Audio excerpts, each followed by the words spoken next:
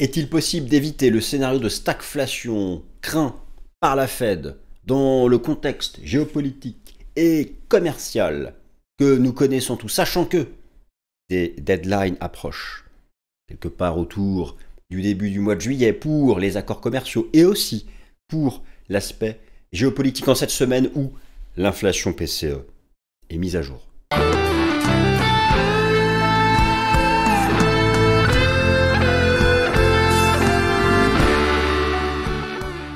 Légal. Cette vidéo ne constitue en aucun cas un conseil financier. Le contenu de cette vidéo ne constitue en aucun cas un conseil financier. Merci à tous. Chers amis, je suis ravi de vous retrouver pour la nouvelle édition du Top Gun. Ravi de vous retrouver toujours avec mon blazer bleu, comme je me suis présenté à Lausanne la semaine dernière. J'espère que cette conférence vous a plu. Les vidéos de la conférence ont été enregistrées, arrivent, elles seront séquencées. Vous pourrez visualiser la vidéo de la conférence qui vous a le plus intéressé. Alors, dans cette nouvelle édition du Top Gun, je reviens sur les... Alors, ça peut être vu comme un non-événement, eu égard au fait que cela n'a provoqué quasiment aucune réaction du marché. Et pourtant, la Fed n'a pas touché ses taux d'intérêt, mais a mis à jour ses projections macro, et autant vous dire qu'elle est pessimiste. Non mais la Fed affiche, probablement pour voir venir, probablement pour se protéger, probablement pour se donner de la marge, affiche un pessimisme que même les ardents défenseurs du bear market, en tout cas ceux qui jouissent des bear markets, ne peuvent espérer mieux.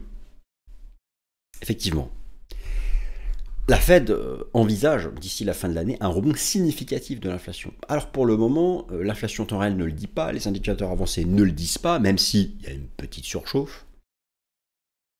Et ça va être intéressant d'ailleurs de voir déjà cette semaine, vendredi de cette semaine, ça doit être le vendredi, on sera peut-être le 27 juin je crois, je ne sais pas exactement, vous allez avoir justement la mise à jour de l'inflation PCE.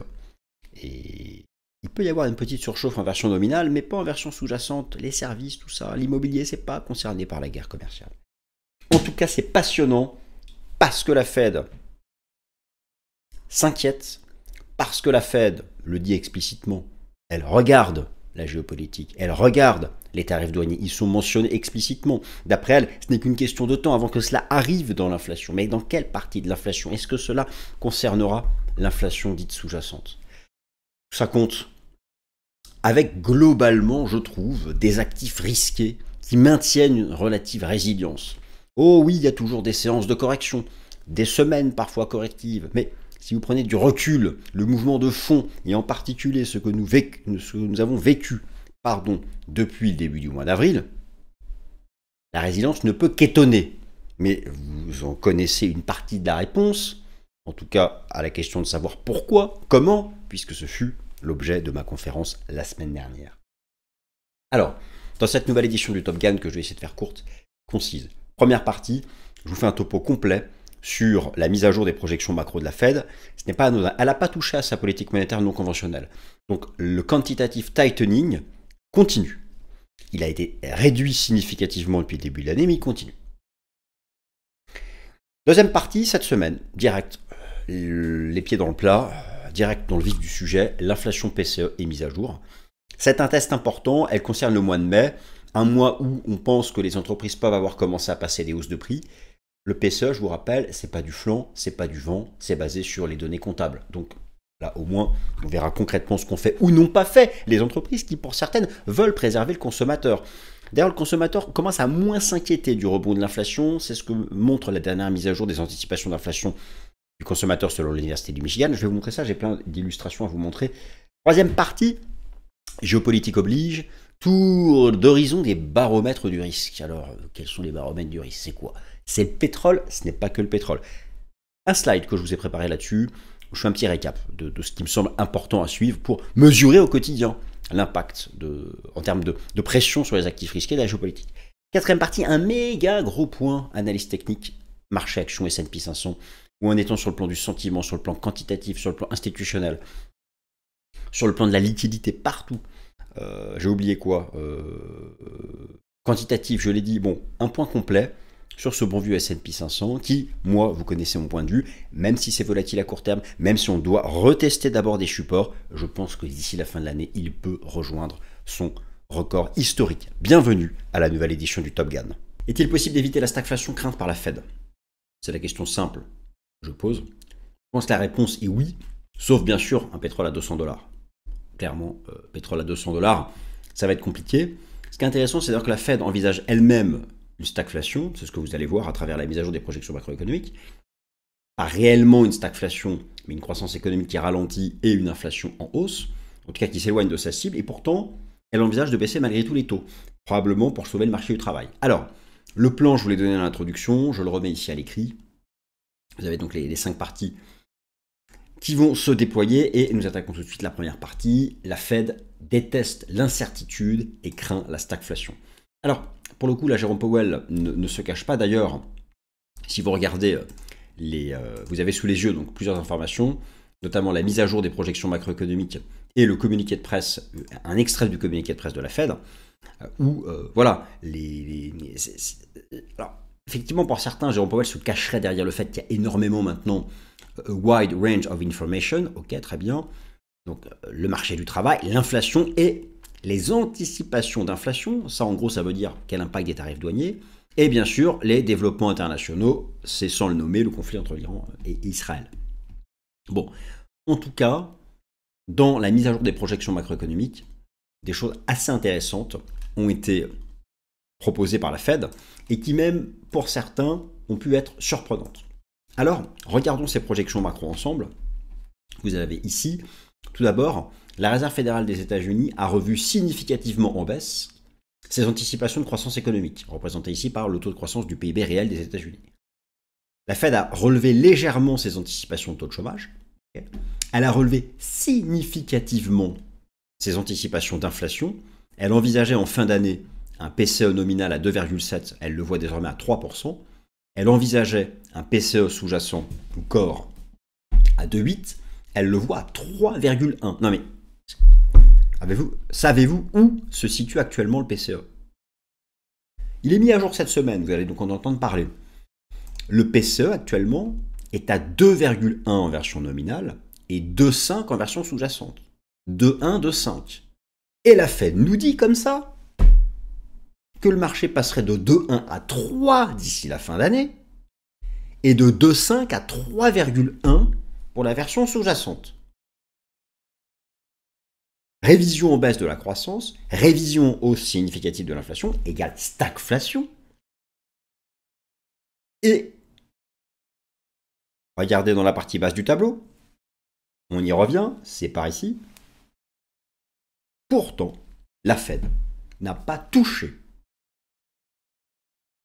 à sa prévision concernant son propre taux d'intérêt, le taux d'intérêt des fonds fédéraux.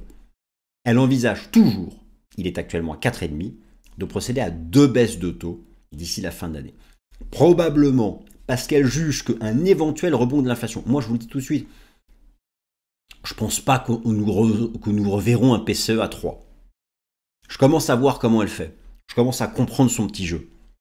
Jouer la prudence, se couvrir à travers des projections pessimistes pour voir venir, pour dire au cas où, ah on vous l'avait dit, mais si ça n'arrive pas, ben tant mieux.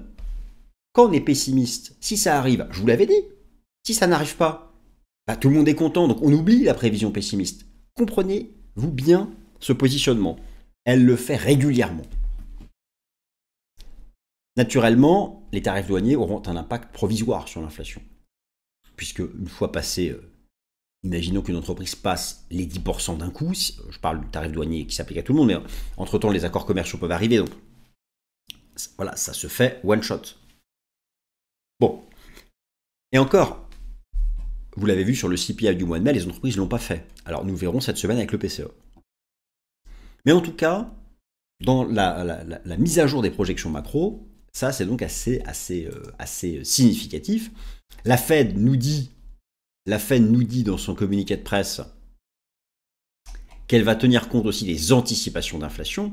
Alors, oui, les anticipations d'inflation, lorsqu'on regarde chez les industriels, à travers la composante inflation du PMI industriel, les industriels, logiquement, s'inquiètent. C'est normal, ils sont dans l'attente.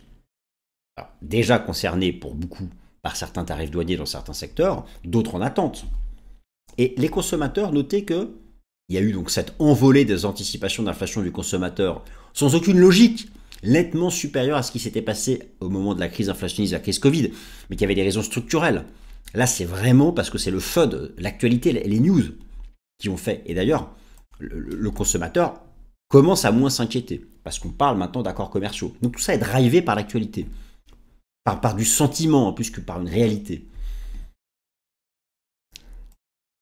Dans tous les cas, donc, effectivement, alors que l'inflation US-PCE, que vous avez sous les yeux, qui est l'indice d'inflation favori de la Fed, flirtait avec la cible de la Fed, la cible qui est à 2%, eh bien, la Réserve fédérale, elle, et ça a été vraiment significatif dans la mise à jour de ses projections macro, pense que ce PCE va pumper à 3% en version nominale et 3,1 encore. Mais en même temps, elle baissera les taux.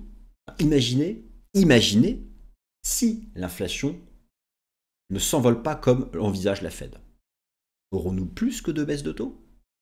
C'est là où finalement les choses peuvent devenir intéressantes.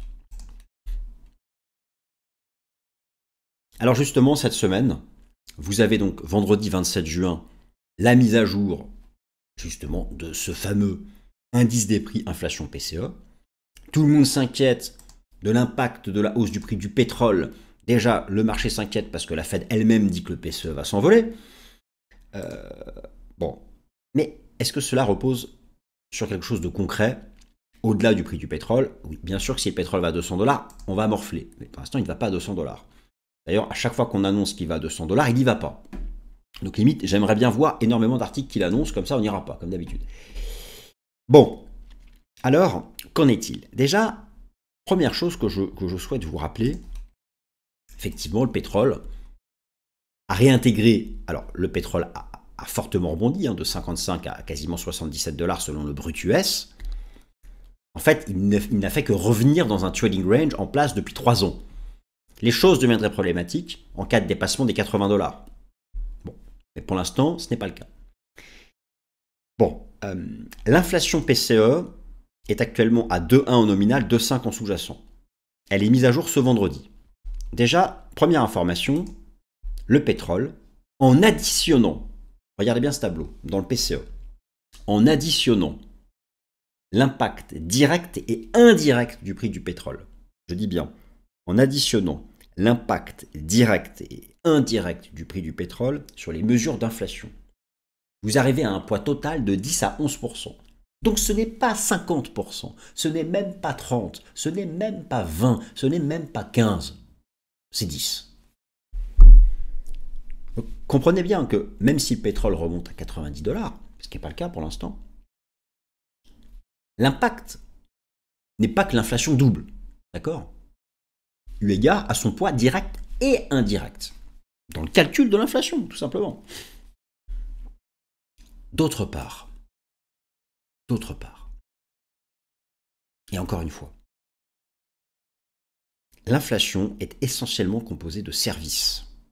Or, les services ne sont pas concernés directement par la guerre commerciale. Certains indirectement, mais très peu.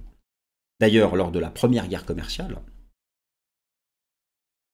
Trump 1-0, alors bien sûr le niveau d'incertitude est nettement plus élevé actuellement. Mais même dans cette première guerre commerciale, l'inflation des services n'avait pas rebondi. Je vous rappelle que dans le PCE, qui est mis à jour cette semaine, et que regarde la Fed, vous avez 1/4 d'immobilier, 1/5 de santé. L'immobilier se fiche de la guerre commerciale. La santé se fiche de la guerre commerciale, ou quasiment. Et vous avez la moitié de l'inflation qui repose sur ça. Et pour seulement 10% le pétrole. Alors, oui, le prix du pétrole rebondit. Oui, Trueflation rebondit.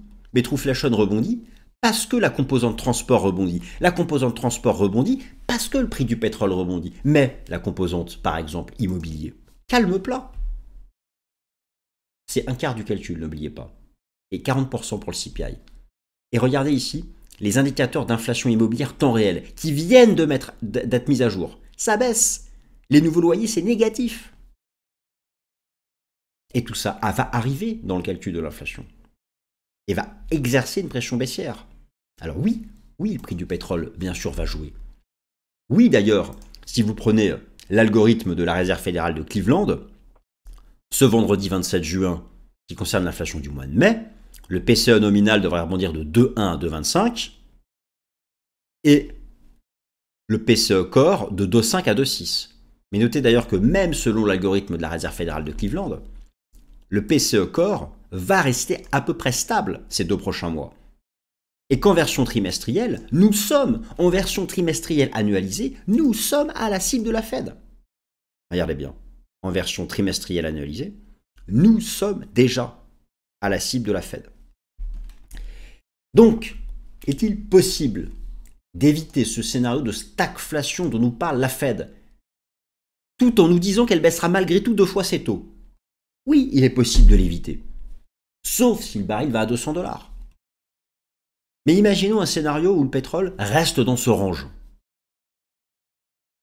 Et derrière, toutes les autres composantes qui ne sont pas du tout concernées par la guerre commerciale ni par la géopolitique conservent leur trajectoire baissière, en particulier les services. Oui, il sera possible d'éviter un scénario d'une seconde vague d'inflation. En tout cas, il me semblait important de remettre en perspective ce que pèse réellement le pétrole d'un point de vue direct et indirect dans le calcul de cette inflation. Ce chiffre du vendredi 27 juin sera malgré tout très important parce qu'il porte sur les données comptables du mois de mai, les données des comptes des entreprises. Nous verrons comment elles se comportent. Et là, elles ont le choix. Soit elles décident d'épargner leurs actionnaires et d'impacter le consommateur, mais en prenant le risque de faire moins de volume et donc, in fine, d'impacter aussi l'actionnaire. Vous voyez, c'est cornélien tout ça. Soit elles absorbent ça dans leur marge. Ok, ça fait un peu moins de marge. Mais le consommateur étant préservé, ça maintient les volumes, ça maintient le chiffre d'affaires et on les retrouve des marges. Vous voyez ce que je veux dire ou pas? Ça dépend. Ce sont des choix microéconomiques. Des choix donc qui sont propres à chaque entreprise. En tout cas, ce chiffre du 27 juin sera important. Alors, les conditions... Alors, la Fed le dit. La Fed, de manière très étonnante, et ça a d'ailleurs quand même globalement rassuré le marché, malgré le fait qu'elle voit un rebond de l'inflation, elle nous dit qu'il y aura 2 baisses de taux cette année. Donc ça, ce sont quand même des informations qui sont positives. Lorsque vous agrégez les anticipations à la fois des membres de la Fed et du marché, la prochaine baisse de taux de la Fed aura lieu le 17 septembre avec une probabilité de 68%. Et donc nous aurions une baisse de taux le 17 septembre et une baisse de taux le 10 décembre, soit 2 baisses de taux. Peut-il y en avoir 3? Ça va dépendre de 2 choses. Il faut que ça se calme sur le plan géopolitique et il faut des accords commerciaux entre les États-Unis, la Chine, les États-Unis, l'Union européenne, les États-Unis, le Japon, les États-Unis, l'Inde, etc. C'est ça la clé. En tout cas, sauf dérapage hors de contrôle du prix de l'énergie, sauf interruption hors de contrôle des flux commerciaux en lien avec la guerre, nous devrions avoir nos 2 baisses de taux. Ce qui sera un soutien aux actifs risqués en bourse.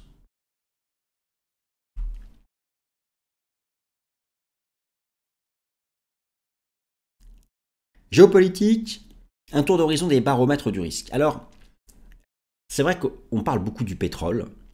Ok, très bien. Effectivement, directement concerné par le Moyen-Orient. 25% de l'offre mondiale de pétrole transite par le détroit d'Ormuz. 20% de la production mondiale de pétrole se fait au Proche et au Moyen-Orient. L'Iran, elle, c'est que 2,5%. Je vous reparlerai de tout ça dans le Fast and Forex. Vous avez ici ce que j'estime être ma sélection, mon top 5 des baromètres du risque en lien avec le fait géopolitique. Bien sûr, le pétrole, le prix du pétrole et gaz naturel, mais aussi l'indice S&P 500, pour laquelle en dernière partie de cette vidéo, je vais vous faire un point technique actualisé comme chaque semaine, qui reste, si vous voulez, c'est le contrat à terme le plus négocié par la haute finance mondiale. N'oubliez pas les marchés actions du Moyen-Orient, en particulier la bourse de Tel Aviv, et ensuite en termes de market cap, celle d'Arabie Saoudite et d'Égypte. Tadawul, la bourse d'Arabie Saoudite étant la plus importante en termes de market cap. Simplement, je vous montre une chose. Regardez la tendance de la bourse de Tel Aviv. Nous pouvons quand même affirmer que, au regard de cette tendance, l'inquiétude est sous contrôle. Nouveau record historique de la bourse de Tel Aviv. D'ailleurs, vous avez beaucoup d'acteurs technologiques dans le TA35. Donc, moi, sur le plan géopolitique, au-delà du prix du pétrole, j'aurais une véritable inquiétude structurelle si les marchés actions de la région s'effondraient. C'est pourquoi je vous propose de les mettre sous haute surveillance. Et pour l'instant, ils ne s'effondrent pas. Vous avez là la bourse de Tel Aviv, Tadawul, l'Arabie Saoudite. La baisse avait commencé bien avant, en grande partie, parce que le pétrole était sous pression. D'ailleurs, notez que Tadawul revient dans une zone basse. Ça commence à être survendu. Il y a des divergences en Daly. Bon. Le marché action égyptien, lui, se situe plus ou moins en haut de sa tendance. Donc vous avez comme ça des baromètres du risque qui sont quand même importants, qui permettent de jauger le fait géopolitique du moment. Bien sûr, l'or, l'argent, les métaux précieux, tout ça, je vous en fais un suivi dans le Top Gun. Bien sûr, le dollar et Trueflation. Mais je voulais notamment vous inviter à suivre, notamment le week-end, ces bourses. Oui, vous n'êtes pas sans savoir, peut-être que si d'ailleurs, que la bourse de Tel Aviv ou encore celle d'Arabie Saoudite ou celle d'Égypte sont ouvertes le dimanche. Ce qui permet souvent d'avoir un indicateur avancé de l'ouverture en Europe et en Asie le lundi matin. Ça, c'est très intéressant à suivre. Et notamment ce week-end où il va y avoir encore, les prochains week-ends, il y aura beaucoup d'actualités. Donc là, au moins, je vous ai donné les codes TradingView pour suivre ces différents baromètres du risque. Alors faisons maintenant, terminons par un point technique sur le S&P 500. Où en est-il selon sur différents aspects, l'aspect technique, l'aspect liquidité, l'aspect quantitatif, l'aspect sentiment. Tout d'abord, l'aspect sentiment est rassurant. Analyse contrarienne des marchés financiers, le réservoir des vendeurs est encore très rempli, c'est même encore rempli. Alors que le S&P 500 monte, les particuliers doutent. Je m'inquiéterais si on était dans l'euphorie. Je m'inquiéterais si nous étions dans l'euphorie.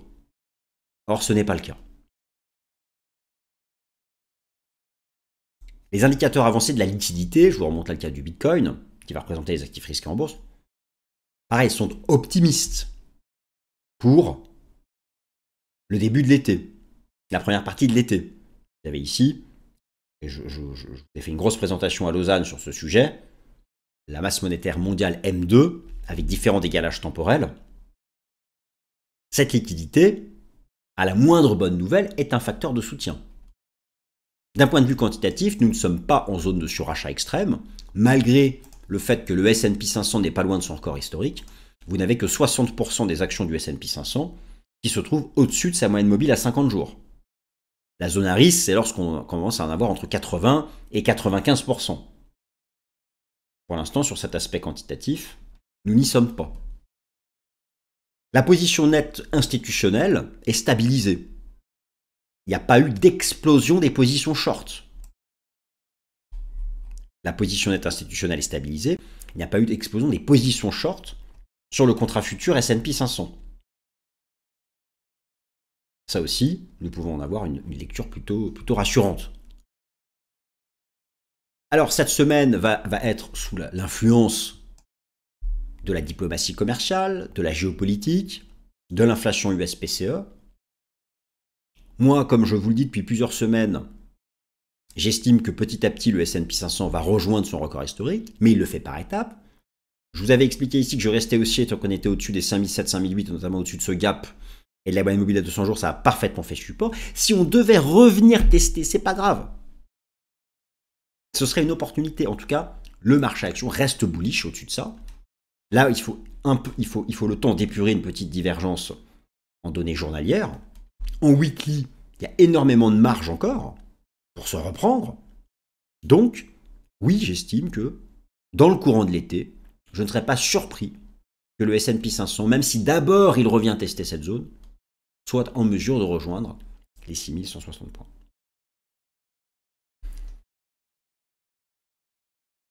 Voilà, chers amis, ainsi s'achève cette nouvelle édition du Top Gun. Donc cette semaine, inflation US-PCE, la géopolitique, la diplomatie commerciale.